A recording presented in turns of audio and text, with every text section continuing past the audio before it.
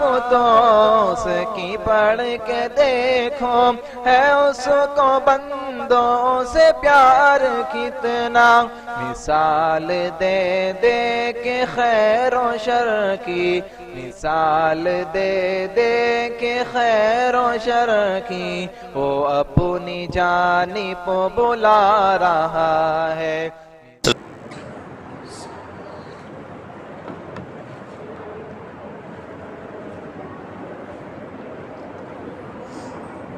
الحمد لله نحمده ونستعينه ونستغفره ونؤمن به ونتوكل عليه ونعوذ بالله من شرور أنفسنا ومن سيئات أعمالنا من يهده الله فلا مضل له ومن يضلله فلا هادي له ونشهد أن لا إله إلا الله وحده لا شريك له ونشهد أن محمدًا عبده ورسوله أما بعد فإن خير الحديث كتاب الله وخير الهدي هدي محمد صلى الله عليه وسلم وشر الأمور محدثاتها وكل محدثة بدعة وكل بدعة ضلالة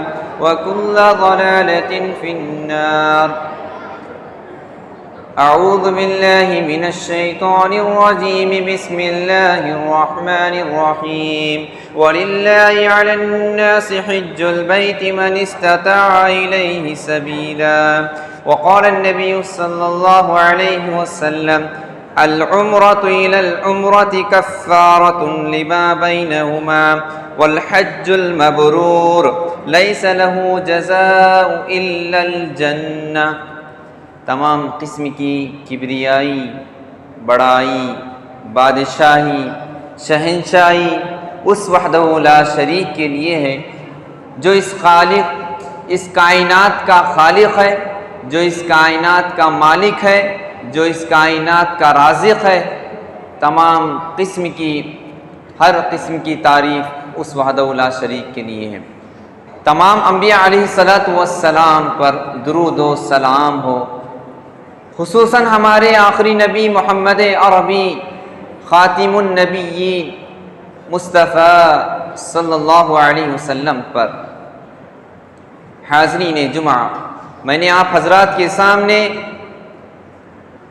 حج کے تعلق سے قرآن مجید کی سورہ آل عمران کی آیت تلاوت فرمائی۔ اللہ تبارک و تعالیٰ ارشاد فرماتے ہیں وَلِلَّهِ عَلَى النَّاسِ حِجُّ الْبَيْتِ کہ اللہ کے لیے لوگوں پر اس گھر کا حج فرض ہے جو بھی اس تک پہنچنے کی استطاعت رکھتے ہوں۔ تو اس آیت میں اللہ تبارک و تعالیٰ حج کی فرضیت، حج کی فضیلت بیان کر رہے ہیں، اور میں نے حدیث حضرت ابو ہریرہ رضی اللہ تعالیٰ عنہ کی بیان کی کہ العمرۃ الی العمرہ کہ ایک عمرہ بندہ کرتا ہے تو دوسرے عمرہ کرنے تک اس کے درمیان جتنے بھی وہ گناہ کرتا ہے اس کا وہ کفارہ بن جاتا ہے۔ مطلب عمرہ کرنے سے بھی انسان کے گناہ مٹ جاتے ہیں، دفع ہو جاتے ہیں، دور ہو جاتے ہیں۔ اس کے بعد آگے حدیث میں فرماتے ہیں الحج المبرور، اور جو بندہ حج کے لیے جاتا ہے اور اس کو حج مبرور یعنی اس کا حج قبول ہو جاتا ہے تو اس کا بدلہ آپ علیہ السلام فرماتے ہیں کہ جزاء الا الجنہ، حج مبرور کا بدلہ صرف جنت ہے۔ جو بندہ حج کرتا ہے اور اس کا حج قبول ہو جاتا ہے تو اس کا بدلہ جنت ہے۔ تو ان باتوں سے بات معلوم ہوتی ہے کہ قرآن مجید میں حج کی فرضیت اللہ تبارک و تعالیٰ نے بہت سے مقامات پر بتلائی۔ 10 یا 11 مقامات ایسے ہیں جس میں حج کی فضیلت پر اللہ تعالیٰ نے بتلایا ہے۔ اور ہم آگے دیکھتے ہیں، اللہ تعالیٰ فرماتے ہیں الحج اشہر معلومات فمن فرض فيهن الحج فلا رفث ولا فسوق ولا جدال في الحج۔ اللہ تعالیٰ فرماتے ہیں کہ حج کے چند مہینے مقرر ہیں، انہی مہینوں میں حج مکمل ہوتا ہے، اور دوسرے مہینوں میں حج ہم ادا نہیں کر سکتے، اور عمرہ آپ کبھی بھی کر سکتے ہیں، لیکن حج سال میں ایک مرتبہ کیا جاتا ہے، وہ بھی ان دنوں میں جو اللہ تعالیٰ نے مقرر کیے ہیں۔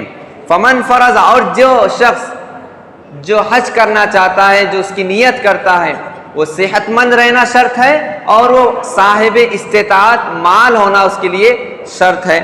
اور اس کے بعد حج کرنے والے کے لیے 3 باتیں بتلائی گئی ہیں۔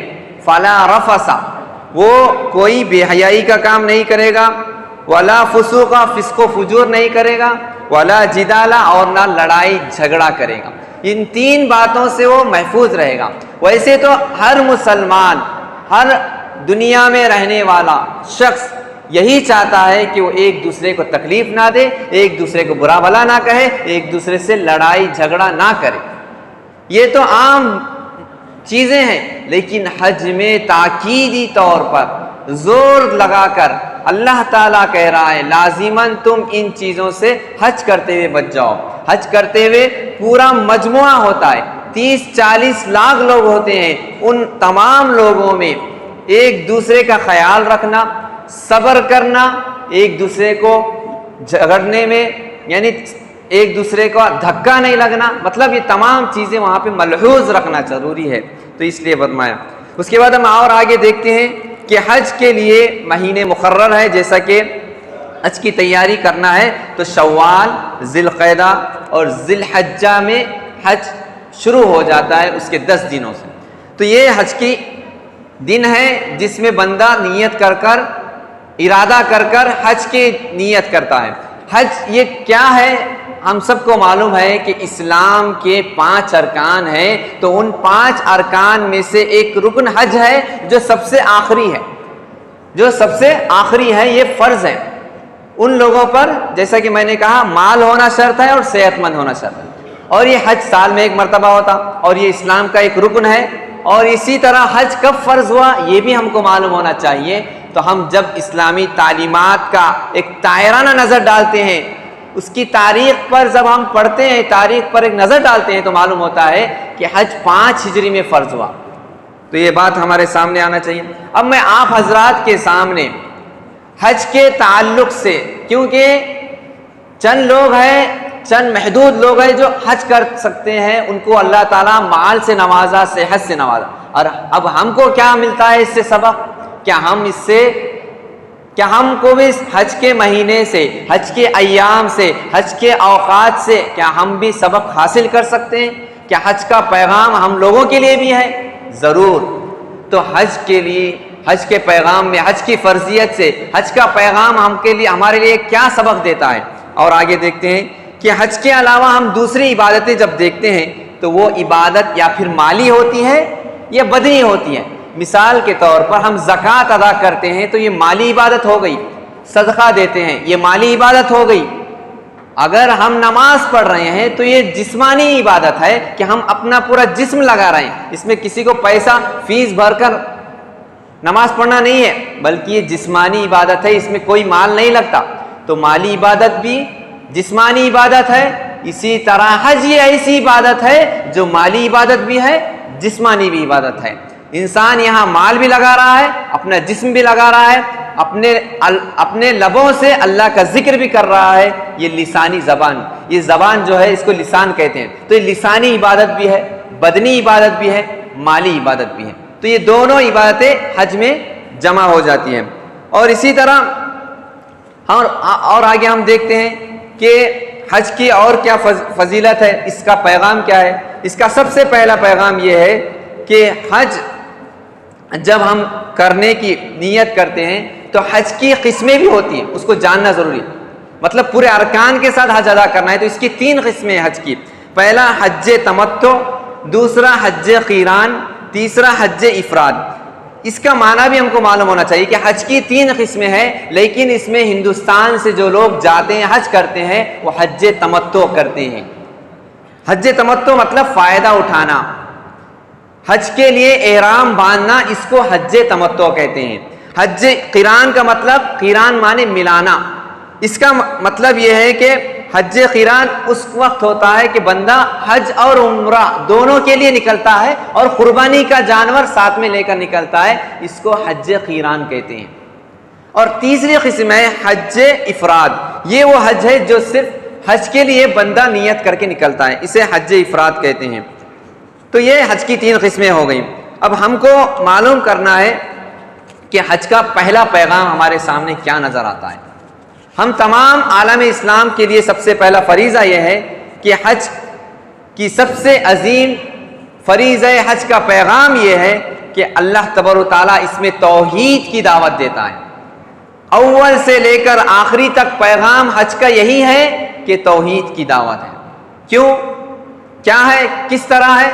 حج میں بندہ جب حاجی لوگ احرام باندھ کر نکلتے ہیں تو لبیک لا شریک لک لبیک کہتے ہوئے اللہ تبارک تعالیٰ کی وحدانیت، اللہ ایک ہے کہہ کر گواہی دیتے ہیں۔ تو اللہ ایک ہے کہنا مطلب وحدانیت، توحید کا سب سے پہلا پیغام ہم کو مل رہا ہے، اس کا درس مل رہا ہے، اس کا سبق مل رہا ہے۔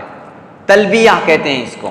یہ حاجی حضرات احرام باندھ کر شروع کرتے ہیں تو ان کے زبان پر زور زور سے یہ ہوتا ہے، یہی کلمات ہوتے ہیں۔ اور نبی کریم صلی اللہ علیہ وسلم کی حدیث ہے، آپ صلی اللہ علیہ وسلم فرماتے ہیں کہ حدیث میں کہ سب سے بہترین حج اس کا ہے، افضل الحج الحج والسج، سب سے بہترین حج اس کا ہے جو اپنی آواز کو بلند آواز، اپنی زبان کے ذریعے بلند آواز سے تکبیر کہتا ہے، جو تلبیہ کہتا ہے، اس کا سب سے بہترین حج کہا حدیث میں آپ صلی اللہ علیہ وسلم۔ تو اس سے بات معلوم ہوتی ہے کہ سب سے پہلا پیغام شریعت میں یہ ہے کہ اول سے لے کر آخر تک پیغام کیا ہے؟ وحدانیت کا سبق ملتا ہے۔ ہم جس گھر کو جا رہے ہیں، جو بندہ حج کرنے کے لیے جا رہا ہے، وہ حج کرنے کے لیے جس گھر کو جا رہا ہے وہ گھر خانہ کعبہ ہے، اور خانہ کعبہ کی تعمیر ایک ایک اس کی اینٹ توحید کی طرف گواہی دیتی ہے۔ اللہ کے رسول، اللہ کے نبی حضرت ابراہیم علیہ السلام نے اس خانہ کعبہ کو بنایا، تو بناتے وقت اللہ تعالیٰ نے ابراہیم علیہ السلام کو یہ کہا وَإِذْ بَوَّأْنَا لِإِبْرَاهِيمَ مَكَانَ الْبَيْتِ أَلَّا تُشْرِكَ بِهِ شَيْئًا۔ حضرت ابراہیم علیہ السلام سے اللہ تعالیٰ کہہ رہا ہے کہ اے ابراہیم علیہ السلام، جو تم گھر بنا رہے ہو، اللہ کا گھر، جو میرا گھر بنا رہے ہو، یہ گھر صرف توحید پر ہونا چاہیے، اس میں کوئی بت نہیں ہونا چاہیے، پورے شرک سے بری ہونا چاہیے، اللہ تشرک بھی شیئا۔ تو ہم کہہ رہے ہیں تلبیہ، وہ وحدانیت کا درس ہے، وہ کلمہ لا الہ کا درس ہے، وہ توحید کا درس ہے۔ ہم جا رہے ہیں جس مکان پر، وہ اللہ کا گھر ایک ہے، وہ خانہ کعبہ ہے، اور وہ بنیاد اس کی رکھی گئی ہے، اللہ تبارک و تعالیٰ ہی کی عبادت کرے، اسی کے سامنے سجدہ کرے، اسی گھر کا چکر لگائے، جس کو ہم طواف کہتے ہیں۔ عمرے میں اور حج میں فرق ہے۔ عمرہ انسان 7 چکر لگاتا ہے جب خانہ کعبہ کا، تو وہ عمرہ کہلاتا ہے، 7 چکر لگانے کو۔ اور حج یہ ہے وہ سال میں 1 مرتبہ ادا کی جاتے ہیں، اور اس کے بہت سے مناسک حج، اس کے ارکان ہیں، آپ حضرات کے سامنے آئیں گے۔ تو یہ دوسری بات معلوم ہوئی کہ خانہ کعبہ یہ توحید کا سب سے بڑا مرکز ہے۔ مرکز کہتے ہیں ہم، جگہ کہتے ہیں، تو توحید کی بڑی جگہ۔ اور اسی طرح اور آگے ہم دیکھتے ہیں کہ یہ مرکز توحید ہے، یہ قبلہ توحید ہے، یہ تلبیہ کہنے کی جگہ ہے۔ اور اسی طرح حجاج اکرام کا جو وظیفہ ہوتا ہے وہ تلبیہ ہوتا ہے، اور اس کے اندر بھی توحید کا اقرار ہے۔ اور اس کے بعد ہم تیسری سیڑھی پر جب نظر ڈالتے ہیں تو جب حاجی حضرات طواف کرتے ہیں تو طواف کے دور کرنے کے بعد اللہ کے نبی کریم صلی اللہ علیہ وسلم کی یہ سنت رہی کہ 2 رکعت وہاں پہ نماز ادا کرنا ہے، جو حضرت ابراہیم علیہ السلام جس پتھر پر ٹھہر کر خانہ کعبہ کی تعمیر کرے، وہاں پہ 2 رکعت نماز ادا کرنا ہے۔ تو ان 2 رکعت نماز میں بھی توحید کا درس ملتا ہے کہ آپ صلی اللہ علیہ وسلم ان 2 رکعت میں، پہلی رکعت میں سورہ کافرون پڑھتے تھے جو شرک سے بیزاری کا اعلان ہے، اور دوسری رکعت میں سورہ اخلاص پڑھتے تھے جو توحید کا منبع ہے، جو توحید کا نعرہ ہے، جو توحید کی بلند آواز ہے، جو ہر بندے کے دل میں اور ہر بندے کے زبان پر جس طرح آتا ہے، اسی طرح اس کے دل میں بھی یہی ہونا چاہیے کہ میں اللہ کے سامنے ٹھہرا ہوں، جو کلمہ، جو سورہ میں پڑھ رہا ہوں، وہ آج میں اس مقام پہ ٹھہرا ہوں جو اللہ تبارک و تعالیٰ جس کے بارے میں، جس کا گھر سب سے بلند ہے، جو تمام مساجد میں سب سے اعلیٰ ہے، وہاں میں ٹھہرا ہوں اور وہ ایک ہے اللہ تعالیٰ، اس کا نعرہ ایک ہے، تو اس وقت اس کو یاد آتا ہے۔ تو وہاں بھی توحید کا درس ملتا ہے کہ طواف کرتے ہیں۔ اسی طرح حج کے درمیان جتنے بھی دعائیں ہیں توحید کا درس دیتی ہیں۔ کس طرح کہ جب بندہ حاجی حج کے لیے عرفے کے میدان میں جمع ہوتا ہے تو عرفے کے وقت اللہ کے رسول صلی اللہ علیہ وسلم کی حدیث ہے کہ سب سے بہترین موقع ہوتا ہے عرفے کا، اور اصل حج وہی ہے عرفے کے دن جب تمام لوگ جمع ہوتے ہیں۔ تو اللہ کے رسول صلی اللہ علیہ وسلم فرمایا الحج یوم عرفہ، اصل حج یوم عرفہ کا ہی ہے جب تمام لوگ جمع ہوتے ہیں۔ اور ہم یہاں رہتے ہوئے کیا کرنا چاہیے؟ ہم کو یہ سبق ملتا ہے کہ ہم عرفے کا روزہ رکھیں، ہم عرفے کا روزہ رکھے۔ حاجی لوگوں کے لیے روزہ نہیں ہے، ہم لوگوں کے لیے روزہ ہے، حاجی لوگوں کے لیے روزہ نہیں ہے۔ تو وہ لوگ، اور ان کے لیے عید کی نماز بھی نہیں ہے، ہمارے لیے عید کی نماز ہے۔ تو یہ ہم کو فرق معلوم کرنا چاہیے، یہ ہم کو درس حاصل کرنا چاہیے حج کے ذریعے۔ تو وہاں پر بھی جب تمام لوگ عرفے میں جمع ہوتے ہیں تو وہاں کیا کہتے ہیں؟ تکبیر۔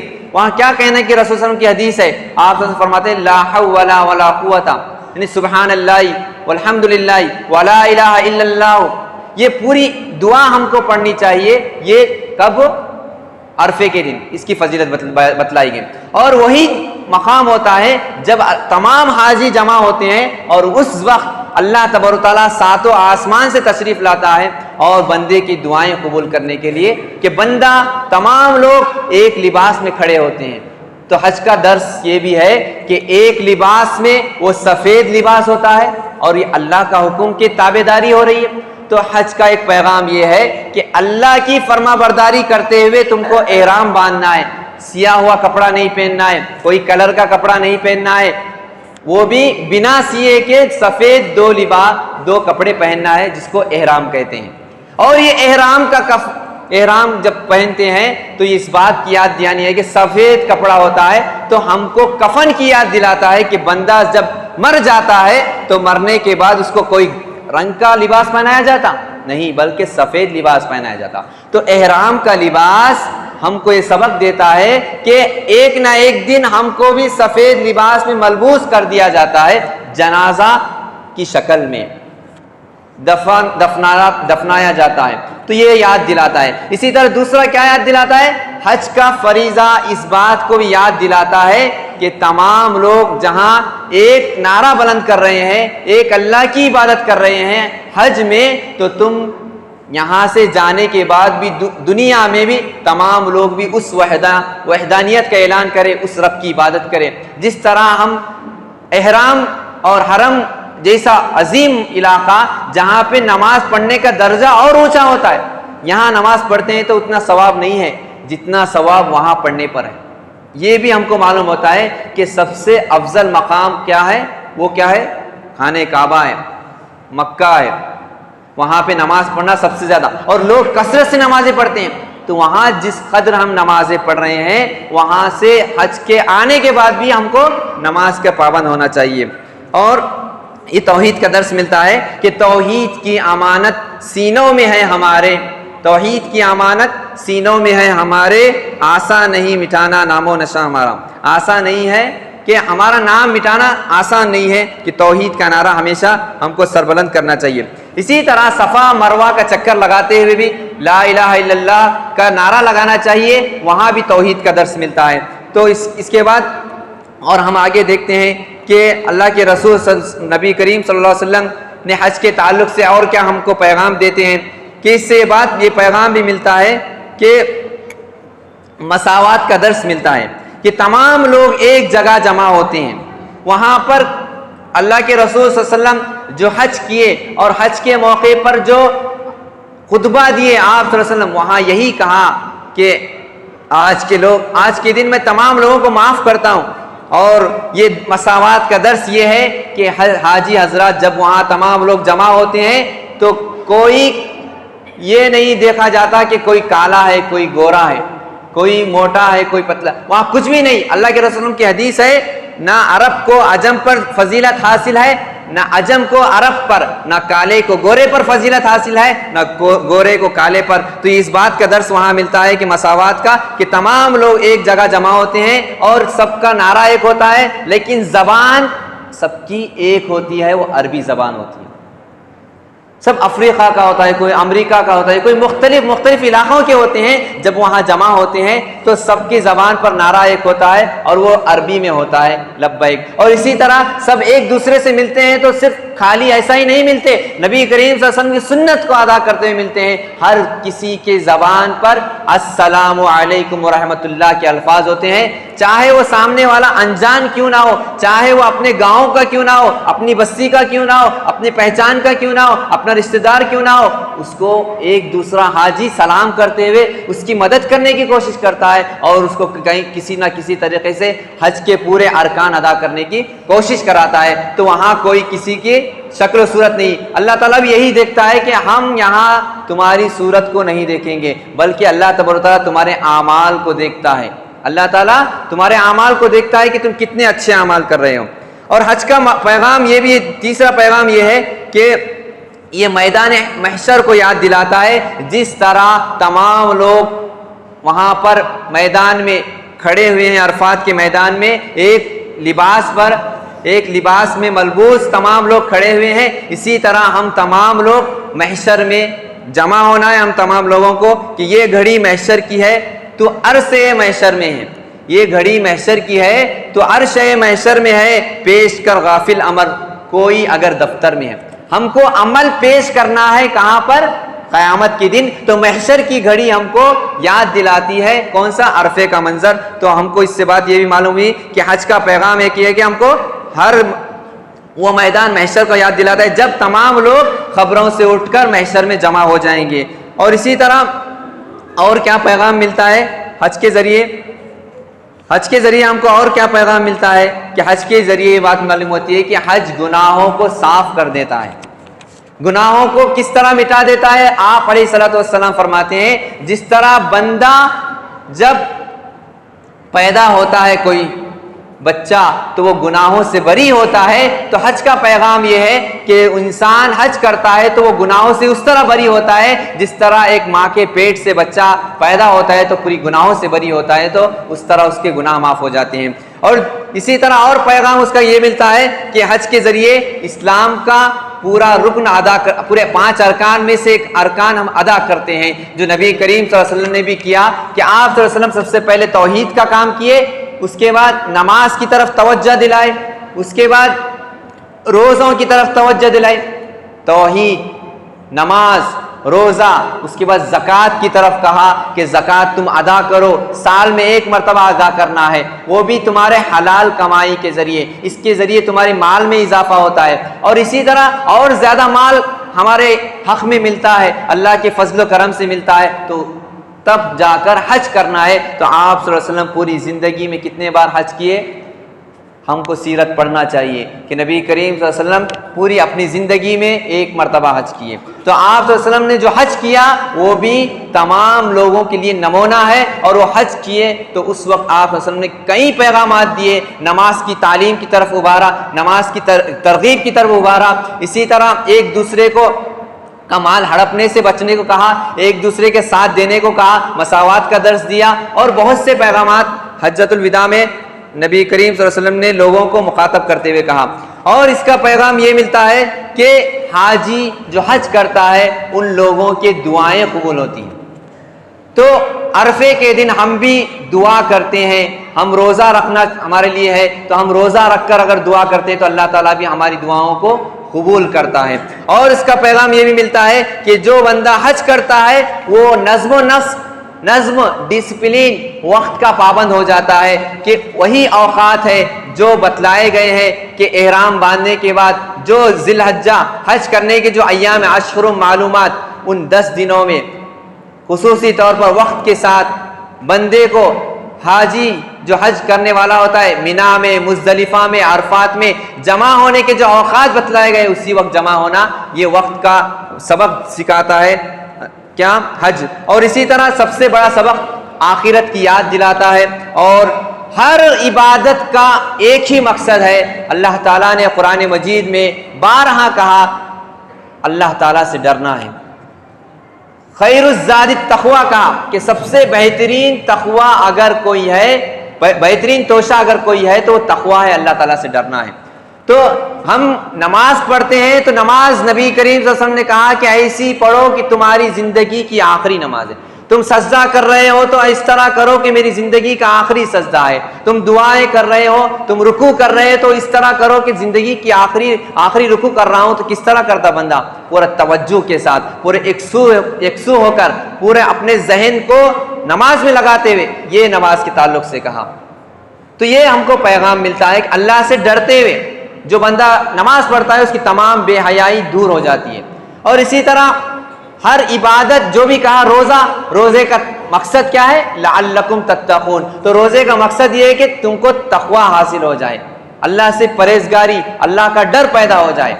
اور اسی طرح نماز, روزہ, زکوٰۃ کا مقصد بھی اللہ کا ڈر, مال حلال طریقے سے کمانا. یہ اللہ سے ڈرنے والا شخص ہی حلال طریقے سے کما سکتا ہے. اگر اس میں سود کا مال آ جاتا ہے تو ذرہ برابر بھی آ جائے تو اس کے حلال کو حرام کر دیتا ہے. تو یہ چیزیں تقوی کی بنیاد پر ہے. یہاں تک کہ ہم قربانی کا اب مہینہ قریب آ رہا ہے, اس کے دن قریب آ رہے ہیں, ابھی 15 یا 12 دن باقی, 10 یا 12 دن باقی ہے. تو قربانی کا دن بھی یہی ایام میں آتا ہے, ذی الحجہ میں. وہ نبی کو حضرت ابراہیم علیہ السلام کی یاد, اسماعیل علیہ السلام, یہ فیضان نظر تھا کہ مکتب کی کرامت تھی. سکھائے کس نے اسماعیل کو آداب فرزندی؟ تو اسماعیل علیہ السلام کو قربانی دے رہے تھے. تو قربانی کا پیغام وہاں ملتا ہے. اور قربانی کا مقصد کیا ہے؟ لن ینال اللہ لحومها ولا دماؤها ولکن ینالہ التقوی منکم. تو اس کا مقصد اللہ تعالیٰ یہ نہیں کہہ رہا ہے کہ ہرگز اللہ تعالیٰ کو اس قربانی کے جانور جو تم بکرا ذبح کر رہے ہو, اونٹ ذبح کر رہے ہو, گائیں ذبح کر رہے ہو, اللہ تبارک تعالیٰ کو اس کو گوشت نہیں پہنچتا اور نہ ہی اس کا خون پہنچتا ہے. اگر اللہ کو کوئی چیز مقصود ہے تو وہ تقویٰ ہے. اسی طرح حج کا مقصد بھی اللہ سے ڈرنے کا ہے.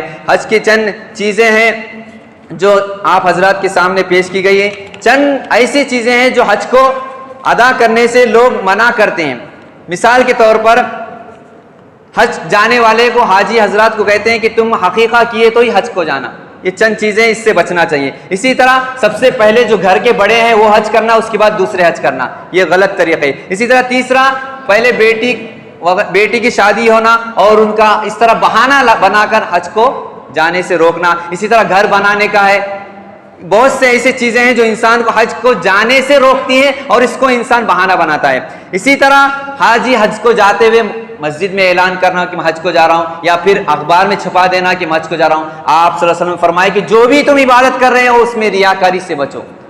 ریاکاری تمام اعمال کو برباد کر دیتی ہے. اسی طرح حج جاتے ہوئے حاجی کو چاہے حج کرنا ہے تو اس کو کوئی یہ نہیں دیکھنا ہے کہ اب کہتا ہے کوئی حج کرنے کے لیے چلو تو کہتا ہے کہ ابھی زندگی باقی ہے, ابھی عمر باقی ہے اور آگے کریں گے. یہ بھی نہیں کرنا چاہیے. اور یہ بھی غلطی کرتے ہیں کہ حاجی حج کو جانے سے پہلے کسی مزار یا کسی درگاہ کے پاس جا کر اس کے بعد حج کو جاتے ہیں. اس طرح بہت سے ایسے رسم و رواج ہیں جو حج کو جانے سے روکتے ہیں اور حج کو جانے سے یعنی منع کے پہلوات نکلتے ہیں. تو اس سے بچنا چاہیے, کیونکہ نبی کریم صلی اللہ علیہ وسلم نے تمام چیزوں کو ملحوظ رکھنے کو کہا. اور حج کے بعد جو آیت نازل ہوئی ہے وہ بھی یہ ہے, وَاعْتَصِمُوا بِحَبْلِ اللَّهِ جَمِيعًا, کہ تمام لوگ اللہ کی رسی کو مضبوط سے تھامو. وہ ہے قرآن اور سنت. یہ سب سے اہم پیغام ہے. اللہ تعالیٰ سے دعا ہے کہ اللہ تبارک و تعالیٰ ہم تمام کو کہیں بھی ان باتوں پر عمل کرنے کی توفیق عطا فرمائے. اللہ تبارک و تعالیٰ جو حاجی حضرات حج کے لیے جا رہے ہیں ان کے سفر کو آسان کر دے. اللہ تبارک و تعالیٰ ہم تمام کے حق میں بھی حج جیسی عظیم رکن کو ادا کرنے کی توفیق عطا فرمائے. اللہ تبارک و تعالیٰ ہم تمام کے ماؤں بہنوں کے گناہوں کو معاف فرمائے. اللہ تبارک و تعالیٰ ہم تمام کے صغیرہ کبیرہ گناہوں کو معاف فرمائے. اللہ تبارک و تعالیٰ جو بیمار ہے انہیں شفائے کاملہ عاجلہ عطا فرمائے. آمین. واستغفر اللہ لی ولکم ولسائر المسلمین انہ تعالی جواد کریم ملک بر الرؤوف الرحیم ورب حلیم.